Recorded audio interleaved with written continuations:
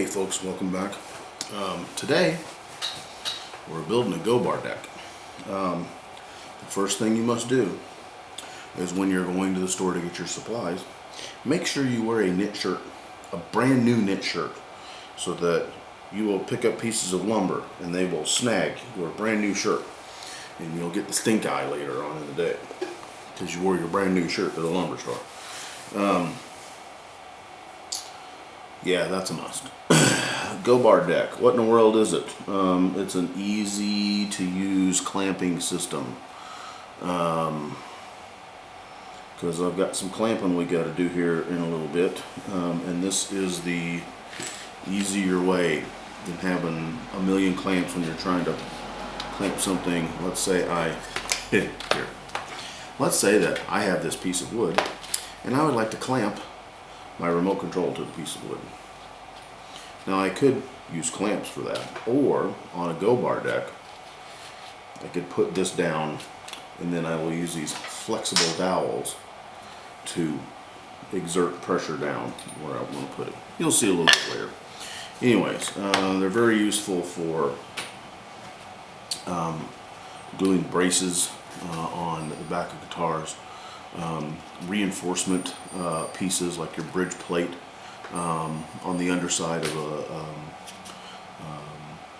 an acoustic guitar, rosettes, things like that. And I'm sure I'll find all kinds of ill-suited uses for it. But anyways, if you look around the internet, it's really easy to find plans for the go-bar deck. In fact, there's a certain manufacturer that if you wish, you can buy their hardware go-bar set for like $108 for the hardware, and you have to supply the wood and buy the go-bars themselves. Now, don't get me wrong, it's really fancy hardware, but we don't do fancy around here. You know, you're doing good to, I mean, I got pants on, so we're doing good. Yeah, we don't do it that way. I went today, and even in the lovely state of California with their outrageous sales tax and the lumber fee, which I have to pay on pieces of wood, which I don't really know what that is, and I'm going to try to figure out what that is.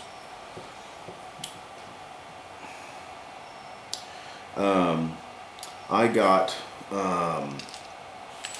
got my nuts, I got my washers, I got my wing nuts, I got my 4 pieces of all thread, I got 12 dowel rods, I got 2 2x4 pieces of 3/4 inch particle board, and a 2x2 piece of 3/4 inch pine plywood with the tax, with the fees. Oh, and I got a can of this Plastidip stuff, because we're going to put the Plastidip on the end of one end of each dowel, so we don't get the big golf ball marks in our stuff.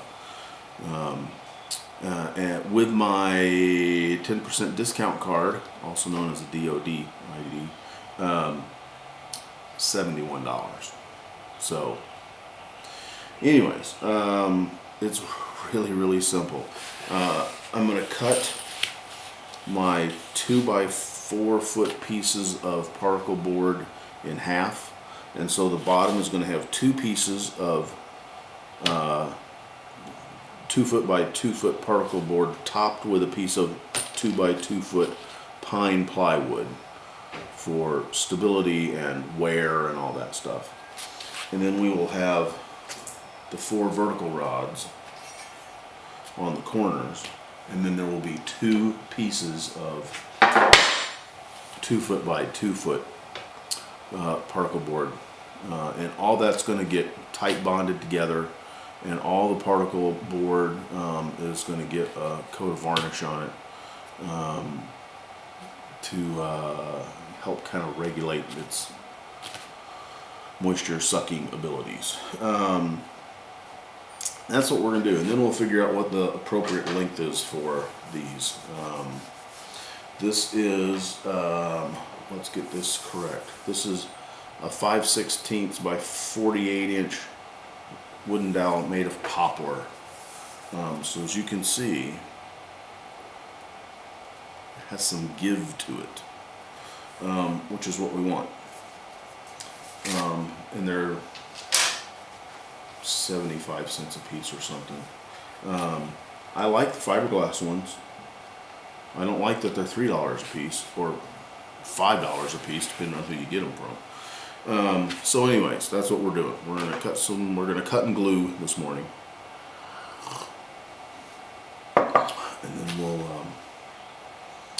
And then we'll dip our sticks. All right, stand by.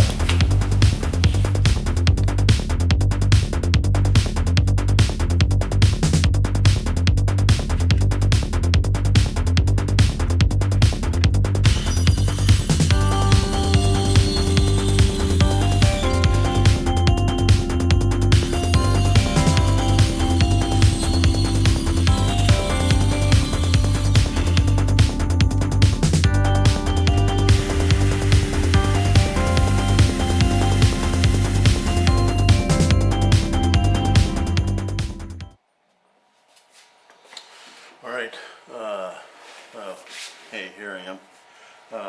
Alright, pieces are cut. We're now going to glue them together. I'm using Gorilla wood glue, just because that's what I have the least of at the moment. Got about half a bottle of that, and if I run out of that, then I'll go to my original tight bond. So now it's gluing and clamping. Very exciting stuff.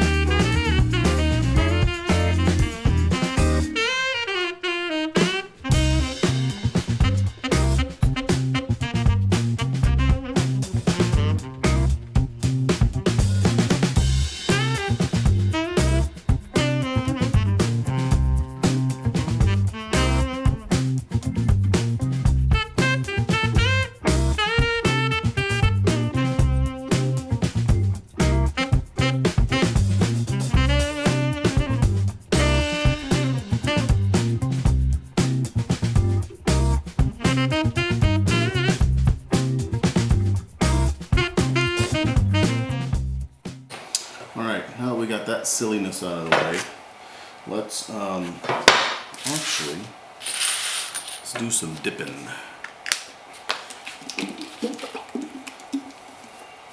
Plastidip is what it's called.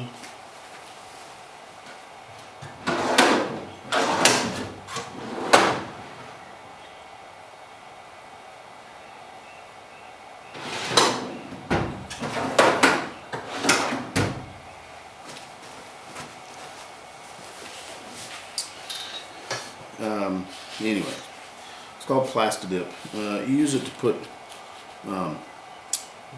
plastic back on, like pliers and stuff. But what I'm going to do is I have these wooden dowels, and what I want is I want a rubber tip, a soft tip on the end, just one end of each of these.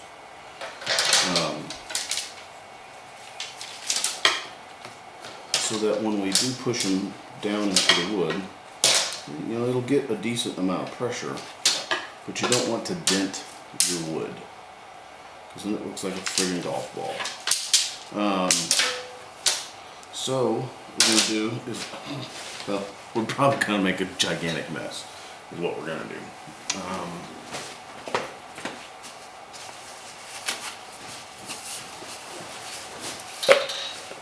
Because that's kind of, you know, that's the standard operating procedure here in this part of the world. Black's the only color I could get. Ooh, yes.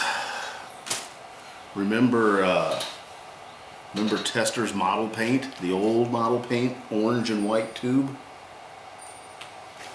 Yeah, that's the smell there.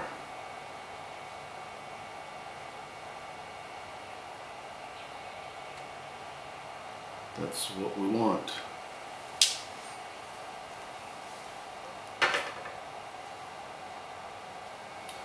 Now the question is,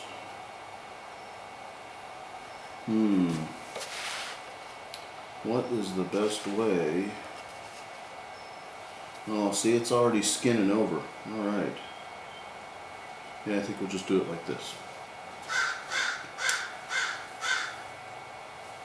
Crow.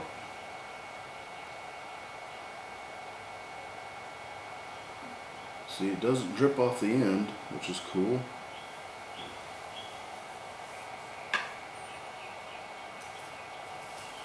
And then if I just kind of roll it a little bit, get a nice little, oh, nice, yeah. Be sure you mash them together, or mash them together. So this is the exciting stuff that you tune in to see, right? It's pitiful. Not you, this. You can apparently peel it off when you're done.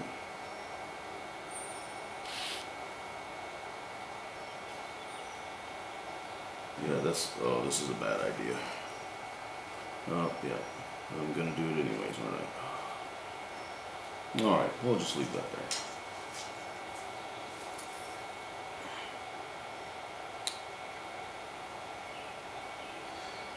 Hey, if you're a new subscriber, welcome. Last I checked, I think it hit 140 people signed up to watch the train wreck as it happens. Not real time, but pretty close, because I do a lot of stupid stuff and I don't edit hardly any of it out.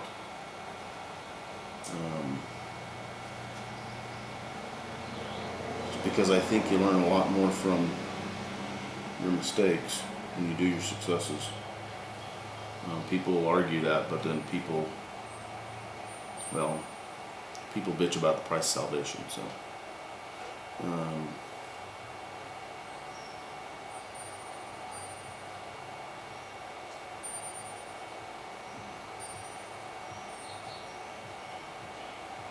I'm trying real hard to resist the urge to Plastidip my finger. I'm sure on the side of the thing it tells me don't do that. Because most fun stuff, it tells you don't do that.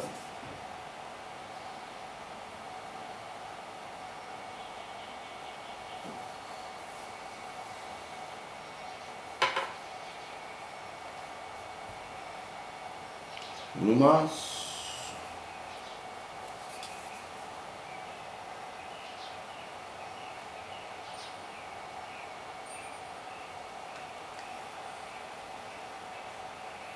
Alrighty, there we are.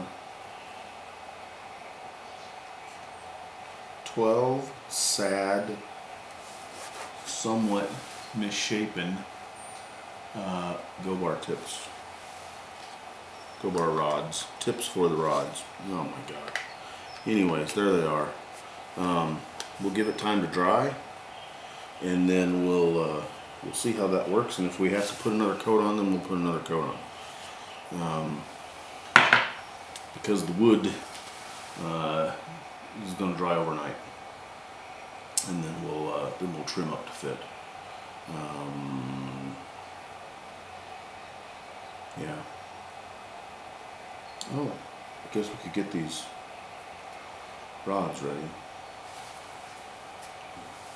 Stand by. Alright, we'll, oh, I guess I could turn this thing so I can see if my face is in the, well, unfortunately my face is in the frame. I have taped these up because I want the cushiony part to be on the end, not the side. So now I'm going to use the can and dip it, and we'll see if that works a little bit better or not.